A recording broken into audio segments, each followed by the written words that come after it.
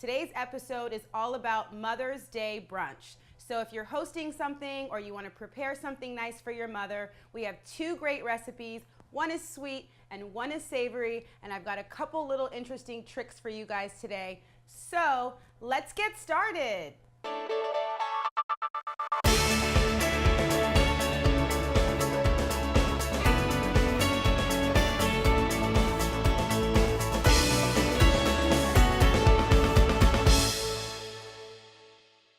So I'm starting with a pre-made mix today. I know that's crazy because I'm a chef, but I wanted to be realistic, and I think it's a lot easier for you guys at home. You know, everybody uses pre-made mixes, but what we're gonna do is we're gonna add a few things and just kind of take it to the next level. So what we're gonna do is we're gonna start with this buttermilk pancake mix, which I love. We're gonna be making some waffles. So we wanna start with 1 egg. We'll crack 1 egg. And this is literally just the recipe that you would follow off of the packaging. So use whatever mix you'd like. We're also gonna add a little bit of oil and some water.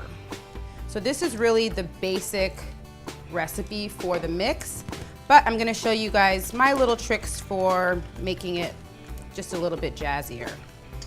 So we're gonna spice this up with a little bit of nutmeg and some cinnamon. And it's gonna kind of just elevate this a little bit. So you can see here, it already smells so good. What we're gonna do at this stage is we're gonna add this to our liquid measuring cup. And it's because we have this spout here. So it's gonna make it a lot easier when we are preparing our waffles. So I'm using a measuring cup with a spout, but a couple other ways to make it easy for you would be to use like a quart container, a deli style container. Also a squeeze bottle works really well just to kind of make sure that it's easy for you and no mess. So we're good to go here. And I'm gonna go ahead and turn on the waffle iron. So by the way, guys, if you don't have a waffle iron, this recipe works just as well with pancakes. You can use the same batter that you're using, whatever your favorite mix is, just follow the recipe for pancakes. We're gonna spray a little bit of nonstick cooking spray. Even though the plates are nonstick, you still wanna put a little bit of nonstick cooking spray. And then the key to your waffles is making sure you pour right into the center.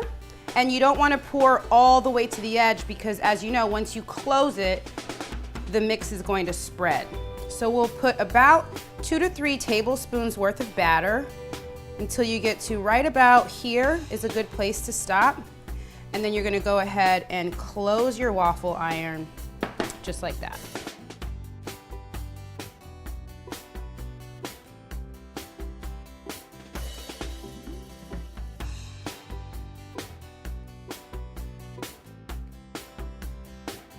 Okay guys, so I'm gonna show you 2 of my favorite toppings to just sort of take your waffles to the next level. The first is berries. We have 2 different ways to macerate them.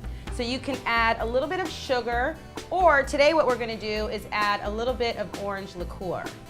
If you are okay with a little bit of booze, so we're gonna add some orange liqueur right here on top of our fresh berries. Any variety of berries works. And then the other thing I'd like to do is I'm going to show you guys how to make your own homemade whipped cream, which is very easy. So the key to making whipped cream is you want everything to be really cold. You can either start with super cold heavy cream, you can even chill your bowl in the freezer, as long as everything is really cold, because heavy cream has a lot of fat content. The colder it is, the easier it's going to be to whip this. We'll add our cream right into our mixing bowl. And then you want to use a whisk. The larger the whisk, the better. This is actually called a balloon whisk. And the larger the whisk, the better it does a job at incorporating a lot of air, which is what we're doing. We're incorporating air into this cream. So this is great. You just want to see it's like nice and fluffy. At this stage, what we have soft peaks, so you can see when you lift it up and it sort of stays there. This is a really nice consistency.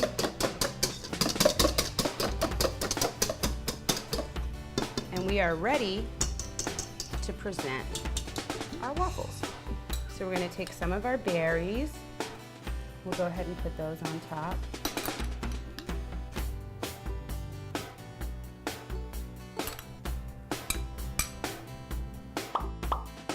gonna take some of our fresh whipped cream. And then if you want, right here at the end, you can add just a little dash of your cinnamon. So I hope you guys enjoyed that recipe. One of the things I like to do is this recipe works really well, A, for the kids to get involved, but B, also for breakfast in bed. So here we have a little bit of a breakfast in bed setup. You can see we've got coffee, because mom likes her coffee. First of all, make sure you let mom sleep in. That's like the best thing for Mother's Day. But always some coffee. If you want to do an interesting mimosa or fun drink, that's great. And then the waffles work really, really well for breakfast in bed. So just do something really nice and make sure you get the kids involved. I think it's gonna be super special.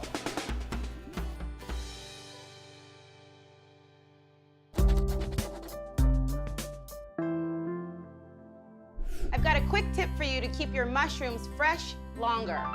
So, want to make sure your mushrooms don't get really slimy in the refrigerator. Make sure when you bring them home from the grocery store, you unwrap them and then repack them in some paper towel.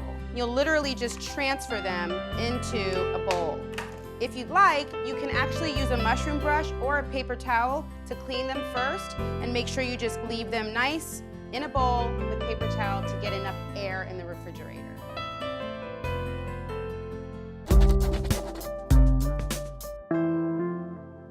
Okay, so the next recipe is going to be a savory brunch tart. This is one of my favorites and it's super easy. We are going to start with some sauteed onion and some spinach. So let's go ahead and head over to the stove. So we're going to add a little bit of olive oil with our onion. We're going to turn our temperature up to medium-high. All right, so we're going to add our spinach. Now our onions are kind of nice. You want to make sure that you cook the spinach in advance. What that's going to do is cook out all of the moisture so your tart isn't soggy. You don't want to go too far though, because we want to keep it this really nice green color. All right, so right here, this is just as far as we want to go. So we are good to go. Our onions and our spinach are ready, and we can go ahead and head back over to our board and assemble our tart. Okay, so the first thing we want to do is we've got our puff pastry. So I got this puff pastry from the freezer section. You can find it really easily. Just make sure you thaw it for about 20 minutes. It usually comes with 2 sheets, and so we're just going to be using one of our puff pastry sheets for this recipe. You want to go ahead and gently lift that up. And then what I've done here is I have a quarter-size sheet tray and I've lined it with some parchment paper. So we'll go ahead and lay our crust right down. So you want to use the tip of a fork to score your puff pastry dough. You want to make sure you don't go all the way through the dough. And the reason why is because the puff pastry dough is meant to rise, but we don't really want our dough to rise too much, but we also don't want to puncture the dough. Score this all the way across. So you might have noticed that I'm not adding any butter or any spray, anything to the bottom of the pan. And the reason for that is our puff pastry dough actually has a lot of butter in it. And once it starts to bake, it'll begin to melt, so you don't have to worry about any sticking. So the first ingredient we're gonna put down is, these are our roasted garlic in olive oil. So you might have remembered us making these on a previous episode. So we're gonna kind of press these down just a little bit. We'll put some of the oil down, just like this, and we'll spread our garlic on the bottom. I'm gonna use about 3 or 4 cloves.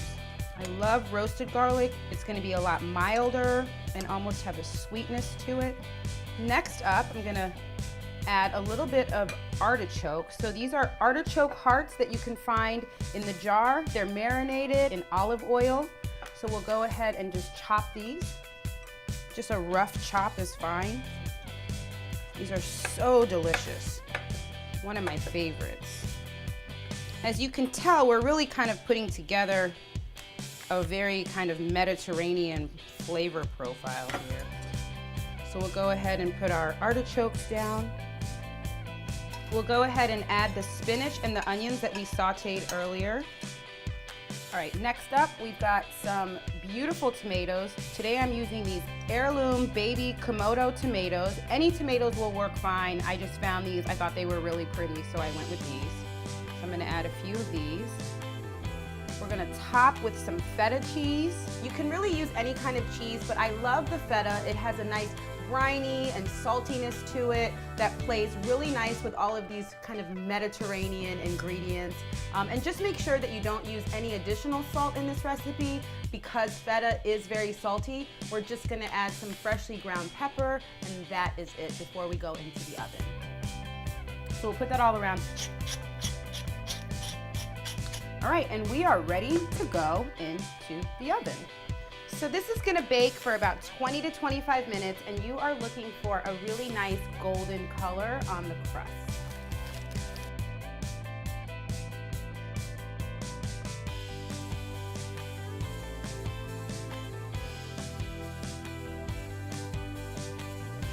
And then we're gonna go ahead and cut our tart.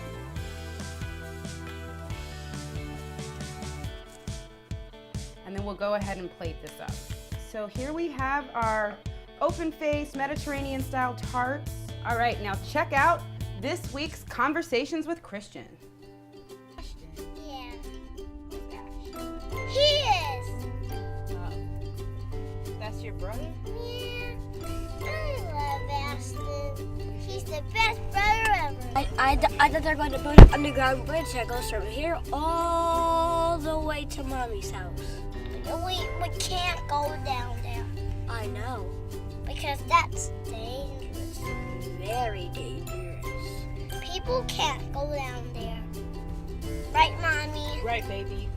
Vanessa, have you seen those signs where it says must have hard hats? If you own a hard hat but you don't work there, you can go in it probably, right? Ashton, look what I can do. Like it just says it doesn't say anything about being part of the construction team. It just says must have hard hats. What a thing. And 5, 4, 3, 2, 1. Wake All up! right, guys, so I hope that you enjoyed this week's very special episode of Conversations with Christian featuring my favorite, Ashton, and a special shout out, especially on this Mother's Day episode, for everyone that's in a blended family. It is just such a blessing when you can have even more kids to celebrate with. And, you know, as you can tell, Christian pretty much thinks that Ashton is a superhero and just loves his big brother so much. And for me, it's just amazing to have, you know, both of my guys to celebrate Mother's Day. And yeah, so to all of you moms out there who are mothering lots of kids, just an extra special shout out. And I'm so excited and so blessed that I get to be part of a blended family. All right, guys, so we've got one question that I wanted to go over. This one was from Haiti in Brooklyn, and she wanted to know the proper way to clean a cast iron skillet. So the best way to clean a cast iron skillet is with kosher salt, really coarse kosher salt. You want to make sure that you clean your cast iron as soon as you finish using it. While it's still nice and warm, it's going to be a little bit easier to clean, and you want a scrub brush if you kind of have to get some of the bits up. So you need a scrub brush and some coarse salt. Just make sure you don't use soap and water, and after you finish cleaning your cast iron, you're going to want to rub it with a little bit of oil just to make sure that it stays in great condition for the next time you are ready to use it. So that's it for this week's episode. Make sure you tune in next week. We are going to be airing our season finale. Can you believe we are almost finished with season 1 of At Home with Vanessa Cantave? So we're going to have a very special episode for you. And don't worry, even after our season finale, we'll make sure we come back with some fun features, some conversations with Christian in between season 1 and season 2. And I'm so excited and so happy that you guys have joined us so far on this journey. I can't believe we're almost finished with our first season. So tune in next week. Have a wonderful week. Bye.